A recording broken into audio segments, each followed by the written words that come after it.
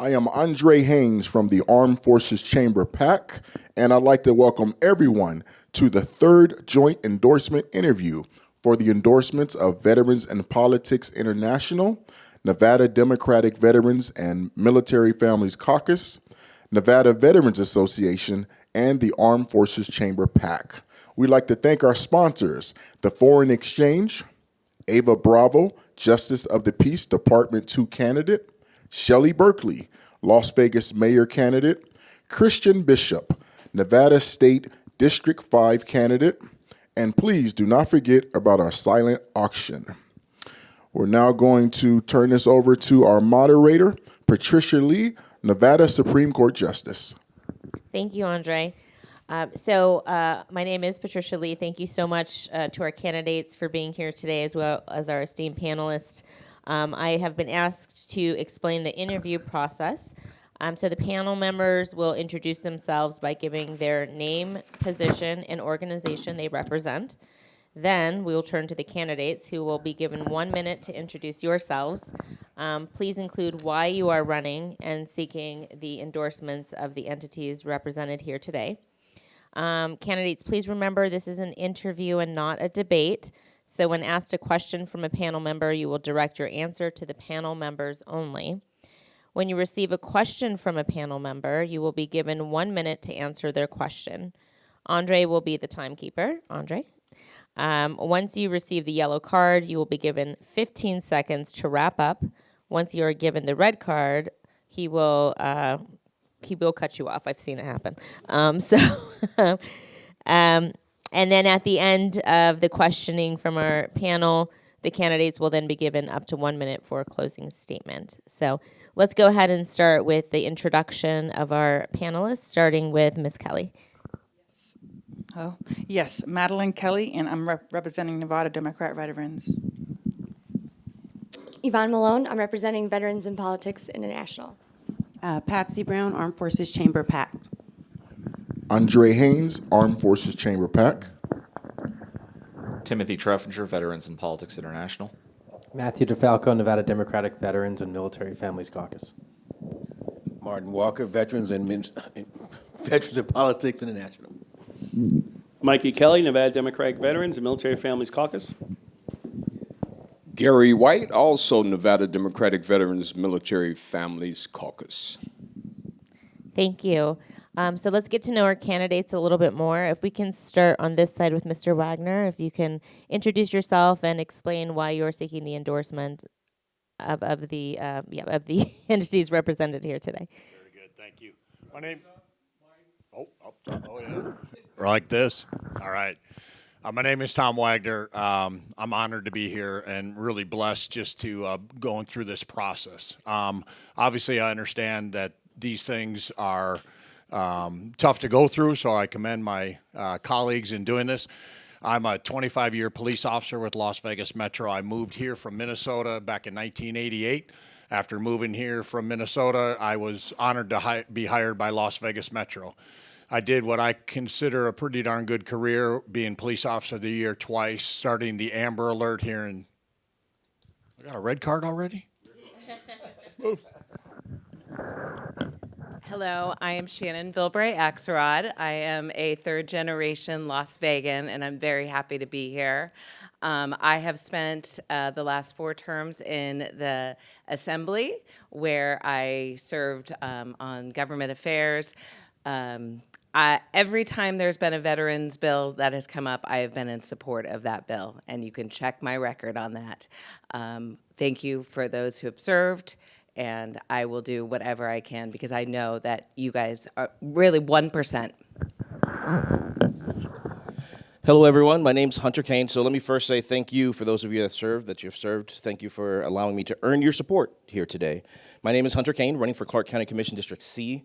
I am a longtime foster parent. I am a CCSD educator. And then if elected, I will be the first veteran to serve in the Clark County Commission in more than 30 years. There's quite a few different things I can't wait to talk to you about, but one of the things I hope and invite you to speak to me about is that I want to start the Clark County inaugural Veterans Department. So I invite you to let me know or talk to you more about that. Thank you. Thank you, Mr. Cain. We're going to start the questioning on the far end here with Mr. White. If you have any questions for the candidates. Come out hard. We need public transportation here badly. The valley is growing leaps and bounds. The buses aren't cutting it. The highways are always under construction. And driving is extremely expensive, so that cuts out a lot of citizenry here. Do you support coming up with an idea, i.e., a light rail system that can extend throughout the valley and connect the valley to the great parts like the baseball team, the basketball team, the football team, et cetera, that are going to be here to be a major metropolitan situation as far as the city. What are you willing to do to get that done? Great question, Gary. One of the things that I've actually remember working with Michael Naft with, this is when we both worked with Dean Adidas a while ago, is to try to bring different type of light rail here. The original plan, even with him as a commissioner, I remember seeing his plans where it was supposed to start on Maryland Parkway, go down, and do a complete round around the 215. I'm absolutely supportive of light rail systems, not only in coming to Vegas, but also surrounding Vegas. And one of the things I would love to see, happen here, however, it's the property. It's who's going to buy the property at such an expensive rate. And I'm hoping that a partnership between all of us. Let me answer the same question. Well, thank you. I actually had the opportunity to serve on both the Transportation and Growth and Infrastructure Committee while I was in the legislature. I traveled to Denver to look at their light rail system. Unfortunately, light rail is very expensive, and we're very behind the 8 ball. In the 90s, that was really when we probably should have started it. I think actually with the regional transportation, I think what we're going to have to do is look at microtransit. So I think we will have to consider the bus routes and then microtransit around. 100% support that type of system. As a college student, that's what I relied on. At that time, I didn't have a lot of money, so I knew that was my mode of transportation. I am very good friends with MJ Maynard, our current RTC director, and have had conversations in reference to this same thing. So I look forward to using my partnerships and my relationships to make sure that I can get that done. Thank you. Mr. Kelly, do you have any questions for the candidates? So the city of North Las Vegas established a Veterans Community Commission over 10 years ago. The commission, and within it, the city government, there is a Department of Community Services and Engagement, and within it has basically a veterans agency. The commission, with consultation from the council, opened the Veterans Resource Center in 2022. We are the only Veterans Resource Center in the region funded by a municipal or county government. Clark County does not have one. Clark County doesn't even have a veterans coordinator. North Las Vegas has a veterans coordinator and an assistant. Las Vegas has a veterans coordinator. The county does not, even though the county comprises a larger portion of the area. Do you support establishing, first and foremost, either collaborating with North Las Vegas with the resource center there, or building an individual one for the county, and hiring a veterans coordinator for the county to better collaborate with VA as well as and the Nevada Department of Veteran Services? We can start with Mr. Cain this time. So, Mikey, yes, and yes. One of the things I want to do is to create a Clark County inaugural Veterans Department. The whole purpose of this is to be able to collaborate and bring into a lot of these veterans organizations. I would also love to see if we can't utilize this department to help weed out predatory veteran organizations. And then on top of that, I would love to be able to have a county-wide department that's going to unite DMV, Assessor's Office, some of these other different type of ones. And then hopefully be able to provide space for organizations to be able to meet and heal together. Thank you for the question, Mikey. Yes, I agree. That is an absolute travesty that there is not that in the county already. So we can look to what North Las Vegas is doing right and improve that. We should absolutely have those opportunities for veterans. in Clark County. I also would 100% support that. As a law enforcement officer, I know what it takes after retirement. I know the veterans have a real issue with suicide. One of my platforms right now is the 3630 Foundation, which is a foundation that started at the tragedy of one of my best friends after he retired. So I know we lose more officers. And why I say officers is because it's a direct correlation to what you guys and veterans have done for this country. So I 100% support that. I think we need to find private dollars also to partner with the county. Thank you. Mr. Walker, do you have a question for the candidates? Good morning, candidates, and thank you for joining us. With water reclamation, we have moved back into Tier 1 due to some good rainfall this past season. So good water supply coming from Colorado Basin. So Lake Mead is doing all right this year. But in the subsequent years, we're looking at, some more problems, as far as water supply for the valley, conservation, 3030 plan, all those things come into play. From a city planning perspective, what are your thoughts on how we can ensure that the valley has adequate water supply and water conservation methods? Let's start with Ms. Bilbray-Axelrod this time. Thank you. And once again, in my tenure in the Assembly, I was vice chair of the Natural Resource Committee, so worked closely with the Southern Nevada Water Authority. We can do a few things. One of the things we need to do is remove the septic tanks that are still all over the valley. So Section 10 in particular, we are not reclaiming any of that water. So we're just losing it. So there are definitely opportunities. You saw what we did in the last legislative. Okay. Mr. Wagner. Yes, I actually know that we have an issue with that. I think that 1936 reclamation bill between our state, Arizona, California, with California taking most of our water, needs to be adjusted.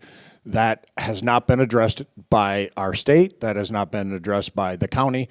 That would be one of my platforms right away and one of my desires to get on that committee with the water district and hold them accountable, make sure that we have responsible growth in our community. I think to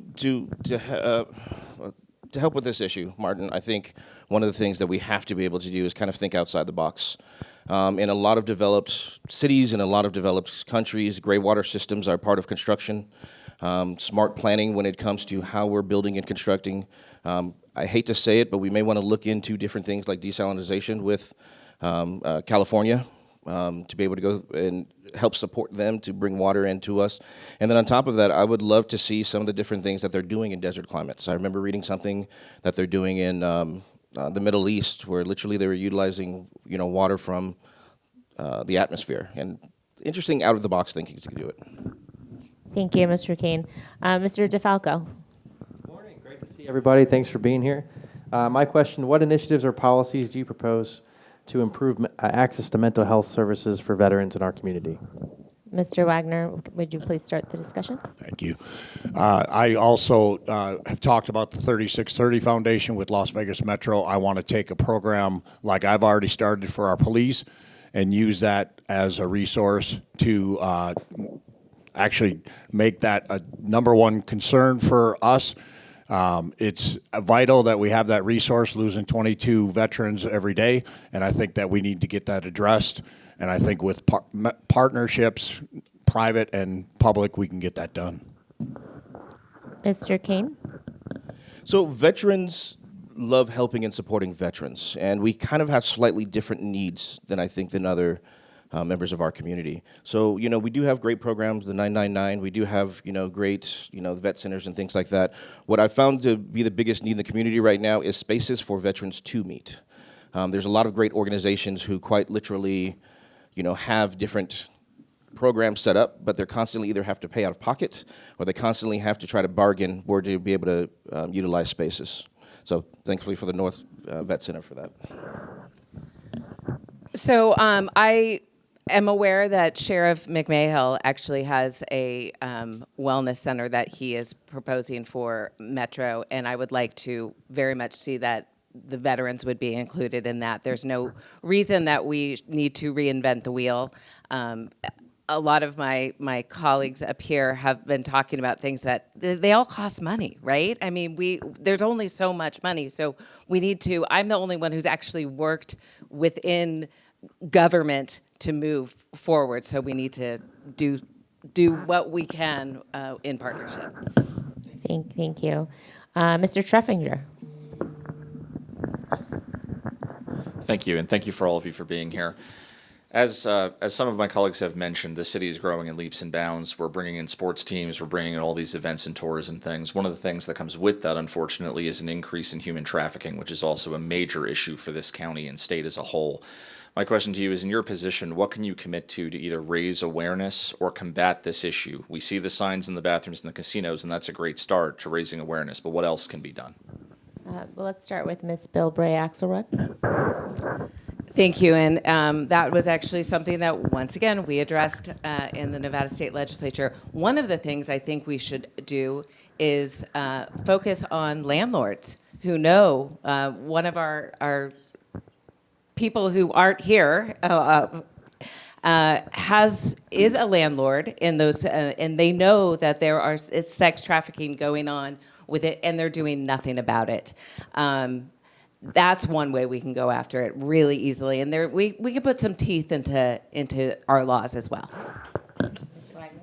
We at Las Vegas Metro have an innovative, one-of-a-kind department in that. We are doing a great job. I can proudly speak on that.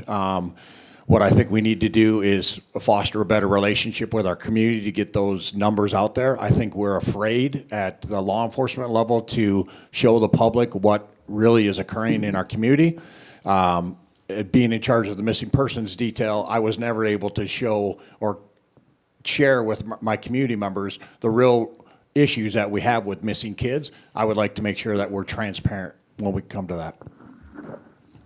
So things that are important, Tim, we do spend money on. So, as a long-term foster parent, I could tell you of the 18,000 that age out of the foster system every year, something like 70% of them end up in some kind of sex trade enterprise. So I think providing those resources to those that are aging out, the foster care system. On top of that, they do have some other different great ideas, but one of the people I'm working with is St. Jude's Ranch for Children, and they're actually literally building housing right now for those that have been sex trafficked to be able to help get them off the street and the resources and things needed. Thank you. Mr. Haynes, do you have a question? Thank you, candidates, for participating today. My question is for all of you.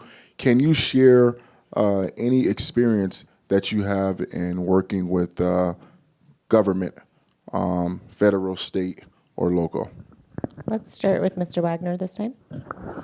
Being a law enforcement officer, I think that kind of resonates, or should resonate with working with local, city, and federal jurisdictions.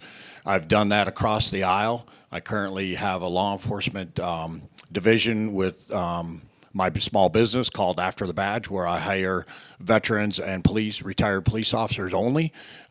So I think working creatively and getting that type of montage and understanding the issues and really collaborating with our county. Thank you. Mr. Cain? Great question, Andre. So there's a few different things. For the better part of half a decade, I worked for Congresswoman Dina Titus as her Director of Community Outreach and her Senior Veterans Representative. Currently, I'm actually working with the Armed Forces Chamber of Commerce to build veteran housing and a veteran community center in Pahrump currently. On top of that, through the City of North Las Vegas Veterans Resource Center, I've started the Southern Nevada Veterans Providers, where around 80 organizations that are veteran servicing come together and collaborate on how we can best serve our community. I too worked for Dina Titus in the early 2000s as her veterans coordinator. It's great. But as I mentioned, I've been working in the Assembly since 2016, 4 terms there. So to that end, that's working with the state, and we are, our laws that happen in the state, actually, we allow the county to do the county's work because any power that the county has to come from the state level. So understanding that is very important as well. Thank you. Ms. Brown. My question is for all of you. Can you each articulate your approach to ensuring transparency and accountability in county governance? And let's start with Mr. Cain. Yeah, I think, Patsy, the first thing I would do, I love this question, is, I think it starts with me. That old saying, the buck stops here. So I've always been very transparent in all of my dealings when it comes to that. On top of that, I would love to try to, make sure that we have loosened whistleblower protections. I want to be able to have people feel that they can always come up and be able to complain, to be able to air grievances in any way possible through that. Thank you. So I'm currently the interim chair of the Education Committee for the Nevada Legislature, and in that role as chair, I actually brought forward several bills that bring daylight and sunlight and disinfectant, quite frankly, to the education system. So that's what I will continue to do. I think good governance comes from when people are active and they know what's going on in our government. We do have open meeting laws, and those are very important, but really people feel better about government when they see what's going on. I also concur what they say, but our current commission has an issue. I think all of us understand that with F1, with the things that have been exposed with some of our current commissioners. I think as my law enforcement background, I want to make sure that we are transparent. I push my fellow Clark County commissioners to do the right thing, to have integrity, honor, and to treat our public and our employees, most of all, the right way when it comes to handling incidences. Thank you, Mr. Wagner. Ms. Malone. As a county commissioner, what are you planning to do to support and assist veterans, active duty military members, and their families?